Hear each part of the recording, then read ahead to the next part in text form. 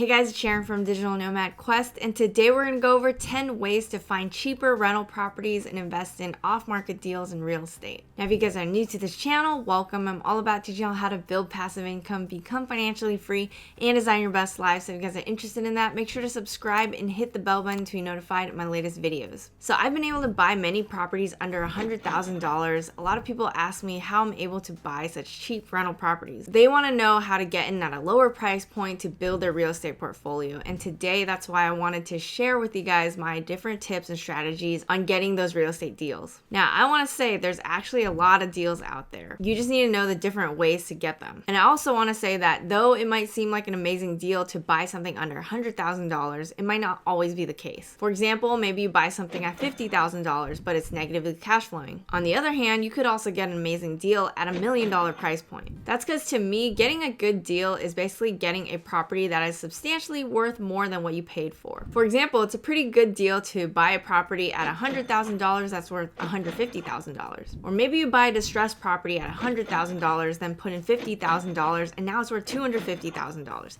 That's another good deal. Another way you could find a good deal is getting extremely high cash flow for what you're paying for. For example, I aim for a cash-on-cash return of 10 to 12%, but maybe you get an amazing cash-on-cash return of 20 or more percent. And what I mean by cash-on-cash return is your annual pre-tax cash flow divided by the amount of money you put into the deal. So in my opinion, a good deal basically means getting it at a discount or getting a good cash-on-cash return, or maybe a combination of both. Now, before we get into today's tips, if you don't know already, I love diversification. So not only do I invest in real estate, I love investing in stocks, ETFs, and index funds. That's why I wanted to talk about an awesome new trading app called Moomoo. The team hooked me up with some awesome swag, and they hooked me up with an awesome deal for my followers, so stay till the end. Though Moomoo is new to the US, it's very reputable and actually the #1 trading app in Hong Kong. And you may know them as FUTU. It has powerful analytics tools like TradingView, and it's commission free. So there is a bit of a learning curve, but I like Moomoo because of its pro level data. As you can see here, you can check the technical and fundamental analysis of each stock. And they have a large community of over 17 million users. So you can see what people are discussing and look at the latest real-time market news here. Now I'm partnering with Moomoo to give you guys an exclusive deal. For a limited time, you can get up to 5 free stocks up to $3,500 each, and terms and conditions apply. And you can get this when you open an account and deposit. So if you want free stocks, you can check out my link for Moomoo in the description below. Alright, now let's get into today's tips on how to get cheap rental properties. Number 1, you should connect with agents and wholesalers to send you deals. So when you're networking, you'll want to figure out your buying criteria, if you're going to fix and flip, or if you're going to buy and hold. And when you figure that out, you're going to want to go to meetups and start connecting with agents and wholesalers and maybe taking them out for a cup of coffee. You want to let them know you're an investor, let them know your buying criteria, and then see if they can send you off-market deals, not just the stuff on the MLS. Off-market deals are usually the best deals. So some flippers use this strategy, connect with a bunch of different agents, and have them send them a lot of off-market deals so they can work with that. Wholesalers specifically work on marketing to find cheap properties. They get properties under contract and then sell the rights to the purchase contract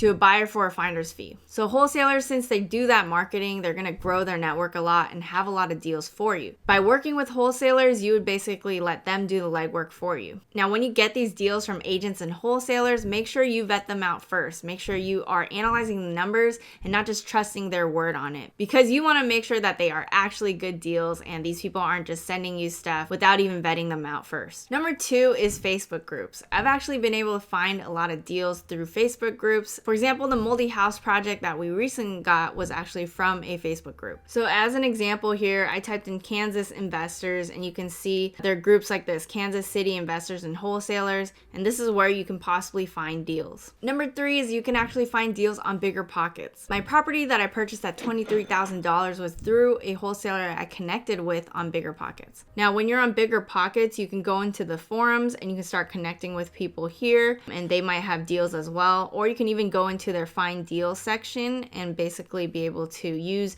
their marketplace to find properties as well. So this is a great resource to find deals because Bigger Pockets is essentially the place for real estate investors to connect with each other. And if you guys don't know already, Bigger Pockets has over 2 million members who are all about real estate investing. So it's a great place to get more information, connect with other investors and agents, and potentially find deals. Now, number 4 is Craigslist. So I haven't found a property through Craigslist yet, but I browse Craigslist sometimes to see if there are any off-market properties that I might be interested in. So doing another example, if you go back into Kansas, you can go into real estate for sale. And if you want to start looking for properties, you could possibly sort by price. You can have a price minimum, put in a bedroom bathroom count. So here you can see there are different properties that might be of interest to you. So you want to check out and see if there are any Craigslist properties that can work for you as well. Number 5 is going to require a lot more work, but it's contacting homeowners to see if they're ready to sell. Now, instead of going to wholesalers who are usually doing this work and paying them a commission, you could do this work yourself. You're going to go straight to the source, contact homeowners, and see if they would like to sell you their home. So there's going to be a lot of different methods that I'm going to talk about in this tip. So instead of breaking it out, I'm just going to cover a bunch of different strategies under this tip. The best way to find homeowners is actually through a tool called PropStream. And PropStream's mobile app actually lets you do driving for dollars, which I'll talk about in a bit. And then once you use that tool to find the homeowners, you're going to use a bunch of different strategies like door knocking or cold calling or direct mail. Now, let me start going through this one by one. All right, this is what PropStream looks like. So if I wanted to look into Kansas, let's just go here. There's a bunch of different properties, but you're going to want to filter it down. Maybe you want to find an owner occupied property. You want something residential, maybe a single family home. And let's say 3 bedroom and 1 bathroom or less. Do 2000 or earlier, so an older home. Let's do not on market, so we want off market properties. Owner type, individual instead of corporation. Estimated equity, 35% or more. Let's exclude foreclosures. Put occupied for the occupancy status. And then for ownership, let's put 10 years or more of ownership. Now we have a list of 3,890 properties.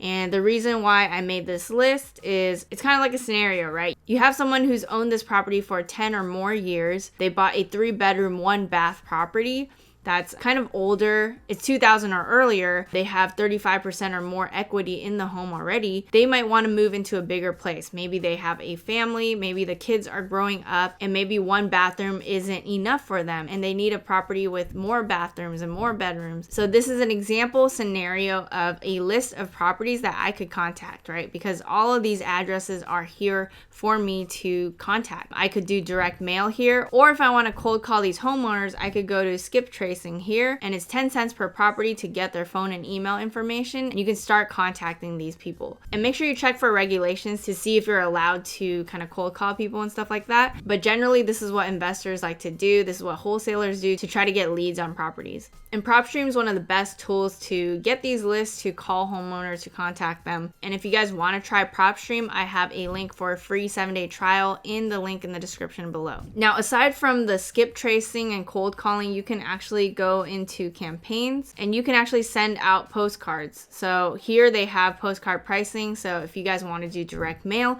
you can actually do it within PropStream. So it's very nice that they have this capability. So if you wanted to go in person and develop a relationship with these homeowners, you can actually go and knock on doors and start talking to them, see if they would be interested in selling their home. Maybe you want to build a relationship first before you outright say, I want to buy your home. So to reiterate, you could try door knocking, cold calling, or direct mail to start contacting homeowners and seeing if they're ready to sell. While a lot of investors pull lists like this, you could actually go ahead and drive around the neighborhood and see if there are any distressed properties in nice locations. That means you're going to do the work that a lot of people might not want to do. So that basically means you're looking for homeowners who think of their property as a burden and they want to let go of it. That might mean they just don't want to maintain the property anymore. It's like a distressed property. Maybe you'll see boarded up windows, a deteriorating exterior because people don't want to maintain the home, or overgrown lawn and bushes. That's usually a good sign to see if they are caring for the property or not. And you can actually use PropStream's mobile app to help you a lot. So when I was driving for dollars, it was actually really easy using their app, because if you try to do it without an app, you might start driving in circles and forgetting which properties you're marking. Whereas with the app, you can record where you're going and then tap certain homes and then click favorite, because it just follows you around while you're driving around. And then once you have that list of favorited properties after you just tapped a bunch of them on your app, they actually export into a list so you can start contacting them. Basically, after you start driving for dollars, you use the same methods I mentioned, like cold calling, direct mail, or door knocking to potentially get leads. Now, I know that was a hefty one, but let's move on to the next one. And number 6 is auctions. You can find auctions through local governments, real estate agents, and online sites like auction.com. The problem with auctions is you're going to need to come at it with all cash, and they usually don't really allow a home inspection. They don't have some legal way for you to check the interior. You're basically buying it as is. And you want to have to check for liens, as many won't have clear title. Number 7 is bandit signs. I've never really done this, but you might see signs all around the neighborhood saying we buy houses for cash. And that's basically what I'm referring to. So people put this up and then add their phone number. It's usually on a plastic board, usually 12 by 18 inches or 18 by 24 inches, and it's just all over the city. But as a warning, there are many cities that actually don't allow you to do this. So you definitely want to do your due diligence to check if this is legal in your location. And not only do people do it on bandit signs, I see people wearing shirts with that advertisement, putting it on trucks, putting it on billboards, anywhere they can put their hands on. So as long as it's legal, you can try creative marketing methods like this to get leads. Number 8 is you can create your own SEO friendly website to get deals. And if you don't know already, I do have a blog that I've owned for maybe 6 years now or more. And that's how I started talking about SEO and how to rank your website. So because I have that experience, I have some knowledge around SEO, which basically means that you're trying to optimize your website to get it ranked on search engines like Google. If you're interested in SEO, go ahead and check out some of my previous videos around blogging and SEO and start learning the basics. Now, relating this to real estate, if you're able to rank a website for a keyword like I want to sell my home in Kansas or something like that, it can be really powerful because these are motivated sellers who want to actually contact you, right? When you are doing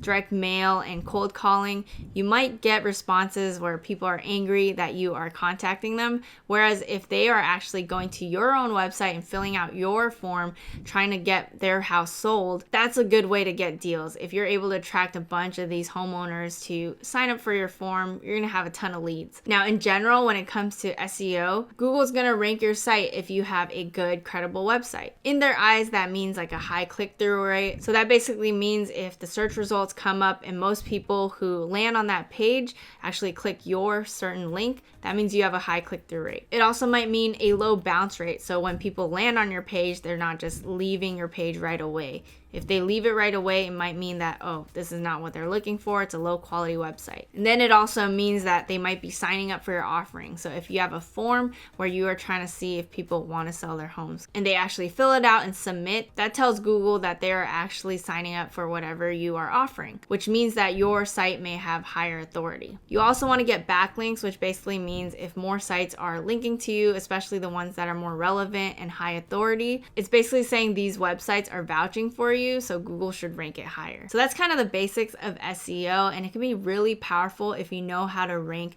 a website where homeowners are searching for your website to actually sell their homes to you. Number 9 is meetups and your sphere of influence. I did talk about meetups in the first point, but essentially by just continuously going to meetups and talking to different people, you're basically letting people know that you are an investor. You're introducing yourself, letting them know that you're getting into real estate investing, you're looking for your next deal. And it also means that in your own circles, you are proud of talking about it. You are blasting it on social media, that you're an investor, that you're looking for deals. People will think of you top of mind in your own circles when they're thinking about selling their homes. You know, a lot of people don't shout out that they are real estate investors, and they're missing out on their own circles who might be interested in selling their homes to you, or maybe know somebody who wants to sell their homes to you. And then finally, at number 10, you can look on the MLS and sites like Redfin. So since Redfin is a brokerage, they actually pull from the MLS, which is the multiple listing service. It's cooperatively updated by real estate agents regularly for maximum accuracy. On Redfin, you can filter for bedroom, bathroom count, price range, price per square footage, and sort by price as well. Now, when you're on Redfin, you usually want to look for the ugly homes in the nice locations. You also want to look for listings that have been on the MLS for a long time. And you might even want to look for listings that go pending and then go back on sale. For example, this scenario happened when we bought our Dallas home. I actually found this listing